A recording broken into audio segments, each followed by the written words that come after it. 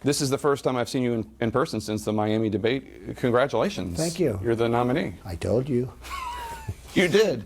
You did. I want to get your reaction to Speaker Paul Ryan endorsing you. It took him a few weeks.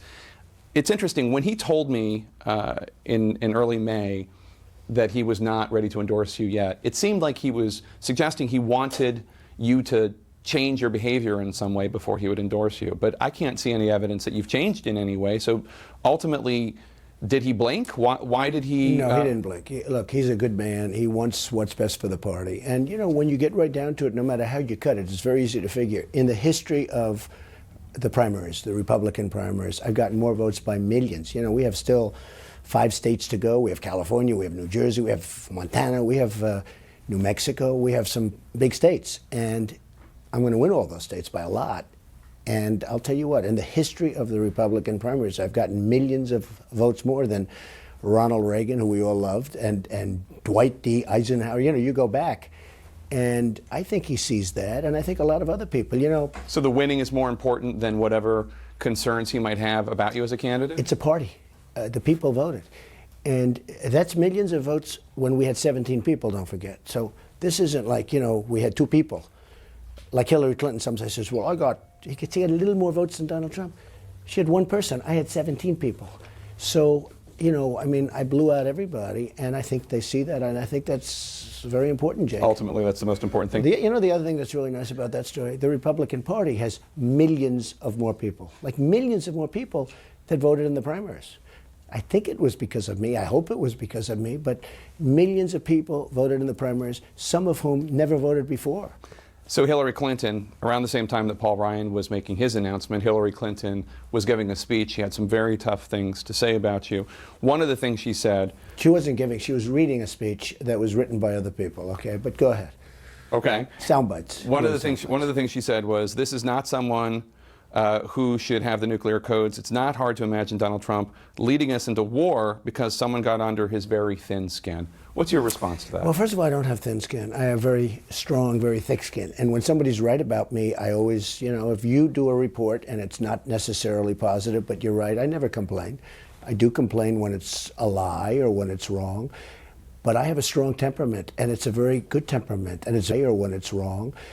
But I have a strong temperament, and it's a very good temperament, and it's a very in-control temperament, or I wouldn't have built this unbelievable company. I wouldn't have built all of the things that I've been able to do in life. I've been #1 bestsellers, one of the best-selling books of all time, tremendous television success. I don't think anyone... I've been successful. Well, wait a minute, Jake. I've been successful in every business I've been in, if you think. Real estate, one of the most successful. Television, The Apprentice, which is, forget it. I mean, NBC came to me, they wanted to renew so badly, you have no idea. Well, what does that have to do with temperament? You're very successful, there's no question. You can't have that success without good temperament. And I will say this, I was thinking about the word temperament, and we need a strong temperament in this country. We have been led by weak people, weak, ineffective people. Countries have taken advantage of us, whether it's militarily or otherwise. We have been taken advantage of by everybody. We have people with weak temperaments. I have a very strong temperament, but I have a temperament that's totally under control.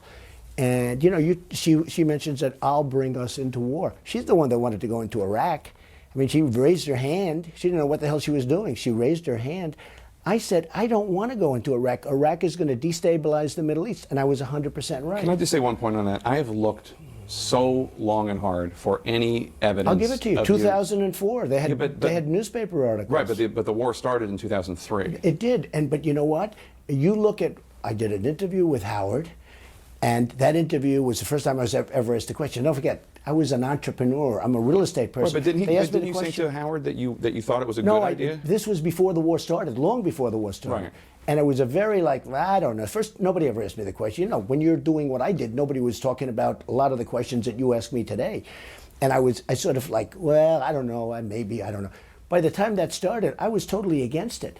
And from 2004 on, there's a lot of proof of that, because as you know, there was articles in magazines, there was a lot of articles. A year after the war started. No, but I was against it from before it started. All right. But, I mean, if you go back and look at that interview, and I'd get it for you if you want, but that interview was substantially before the war started. It was the first time I was ever asked a question. And even that, it wasn't like, oh yeah, we should go in. It was a very like, yeah, maybe, you know. The only thing I would say, and then we don't have to belabor this point, is if there is evidence of you being against the war strongly before the war actually started, I would love to see it. Okay, but I think there is evidence. Okay, I just haven't seen there is any. evidence. Okay, Okay. I haven't been asked that question before. Nobody said that to me before. I think there is evidence. I'll see if I can get it. Okay. But I will say, from the beginning of 2004, I mean, I've had articles, and I mean, they're in magazines saying I 2004, was no against, question. okay? No question. So I was against the war a long time ago, and it destabilized the Middle East, and that's exactly what I said was going to happen. And I also said Iran will take over Iraq because we ruined the balance of those two militarily. We knocked out one of the two balancing prongs. And Iran is as sure as you're sitting there, Iran is taking over Iraq. They're taking over the oil, they're taking over everything. There's no question about Over Iraq. They're taking over the oil, they're taking over everything. There's no question about a lot of Shia influence in Iraq. Let's move on to something, a criticism you made of Secretary Clinton about her speech. At a rally in Sacramento, you accused her of lying about your foreign policy as it relates to expressing support for Japan being able to get nuclear weapons. 100%. Well, let me just read from you and you explain sure. to me. This is from an April 3rd interview with Chris Wallace of Fox News. You said, North Korea has nukes, Japan has a problem with that. I mean, they have a big problem with that. Maybe they would, in fact, be better off if they defend themselves from North Korea. And Chris Wallace says, with nukes, and you say, including with nukes. Yes, including with nukes.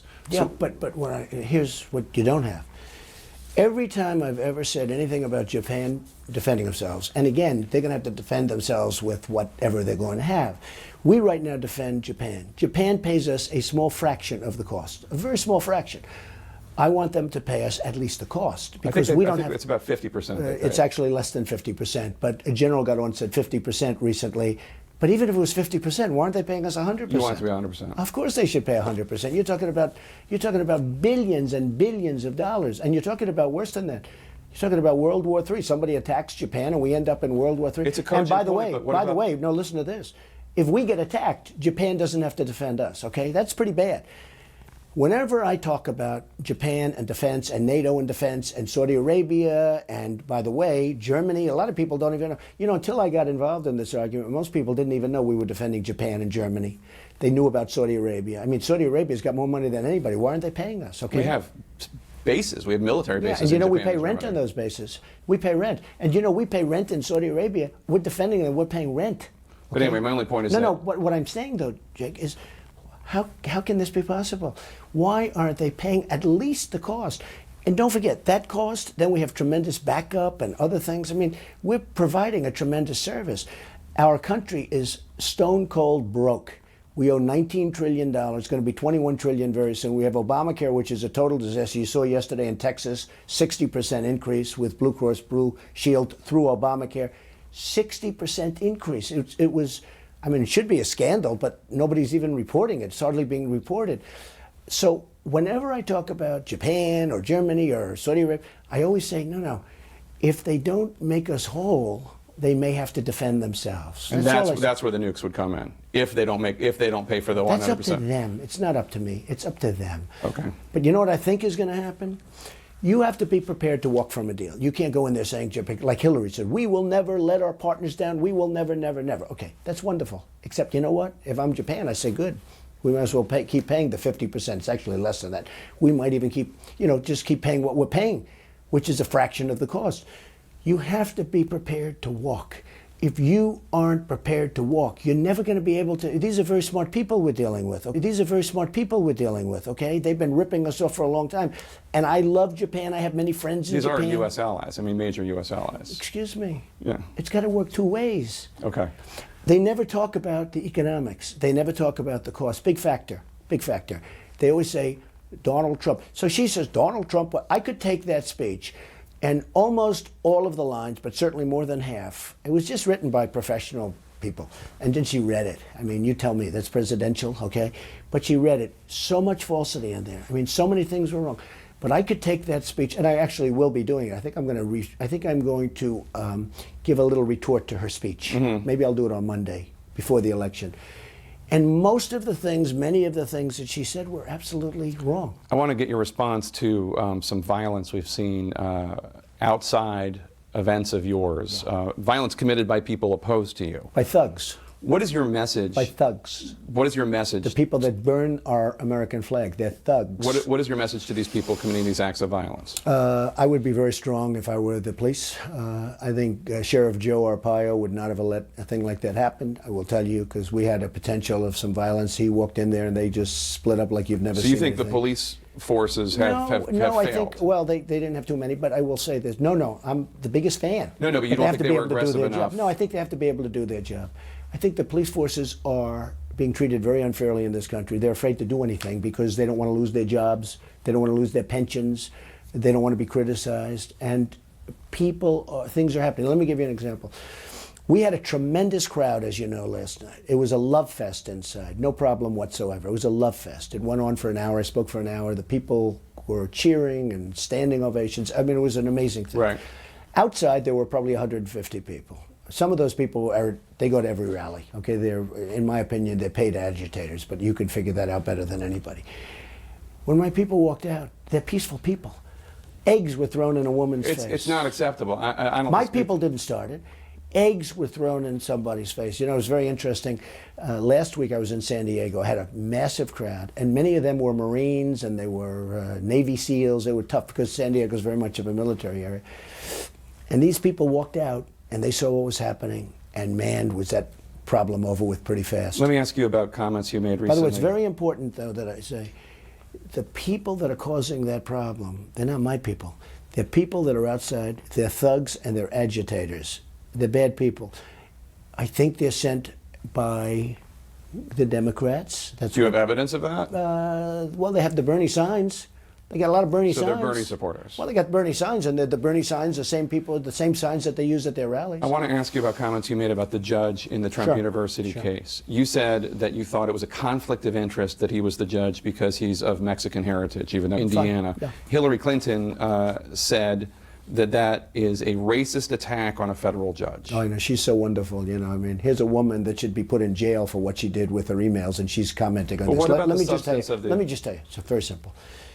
I have a case where thousands of people have taken this course, and thousands of people have said great reviews, great reviews. Fortunately, just about everybody that took the courses have signed a review, an evaluation, they call it. And it's gotten tremendous marks. Thousands. I don't mean like 2 people. I mean thousands of Right. people. Okay. I have a situation where the woman that brought the case. She was the plaintiff. She was deposed. She was found to be a disaster for them as a witness because she gave an evaluation that was like the best evaluation you've ever heard. Wait just 1 second. Okay. And she did a tape, like from your camera, saying that this school was fantastic. It was fantastic. They went to the judge and they said, Your Honor, we don't want her anymore to be our plaintiff. So we said, let's dismiss the case. That's okay. Let's dismiss the case. And he said, no, I won't dismiss the case, and she doesn't have to be the But what does plaintiff. that have Let me to do tell with you. his heritage? I'll tell you what it has to do. I have had ruling after ruling after ruling that's been bad rulings, okay? I've been treated very unfairly. Before him, we had another judge. If that judge was still there, this case would have been over 2 years ago. Let me just tell you, I have had horrible rulings. I've been treated very unfairly by this judge. Now, this judge is of Mexican heritage. I'm building a wall, okay? I'm building a wall. I am going to do very well with the Hispanics, the Mexicans, So everybody. no Mexican judge could ever be involved in a case that involves you? He's a member of a society where, very pro-Mexico, and that's fine. It's all fine. But Except that you're calling into I think question he his should heritage. recuse himself. Because he's Then you Latino. also say, does he know the lawyer on the other side? I mean, does he know the lawyer? A lot of people say But I'm yes. not I don't talking know. about that. I'm Well, talking no, about that's another problem. But you're invoking his race when talking Here's about what I'm whether or not saying. he can do his job. Jake, I'm building a wall, okay? I'm building a wall. I'm trying to keep business out of Mexico. Mexico's fine. There's nothing. But he's American. He's an American. He's of Mexican heritage, and he's very proud of it, as I am where I come But from. he's my an parents. American. You keep talking about Jake. it's a conflict Jake, of interest because of Jake, Mexico. Are you ready? I have a case that should have been dismissed already. I have thousands of people saying Trump University is fantastic, okay? I have a case that should have been dismissed.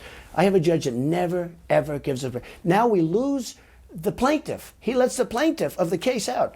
So why isn't he canceling the case? So we thought we won the case. So you disagree with his rulings. I totally understand that. Not But me. you're... I've had lawyers come up to me say, you are being treated so unfairly.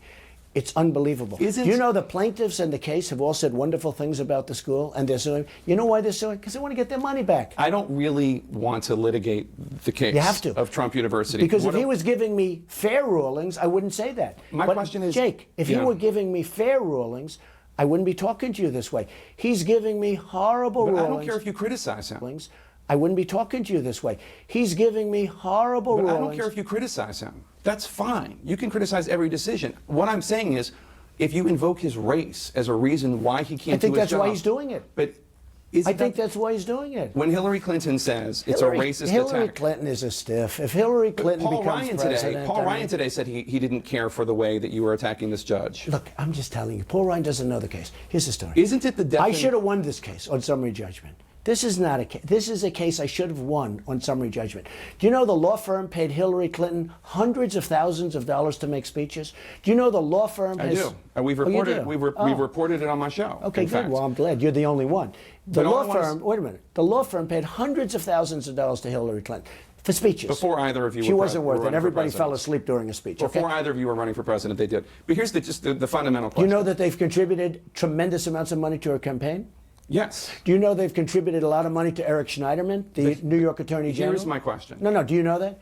I did not know that. Do you know that these people went to every Attorney General practically in the country that they could? And do you know this case was turned down by almost every Attorney General from Texas to Florida to many of these states? Is it not, when Hillary Clinton says this is a racist attack, and you reject that, if you are saying he can't do his job because of his race, is that not the definition of racism? No, I don't think so at all. No? No. He's proud of his heritage.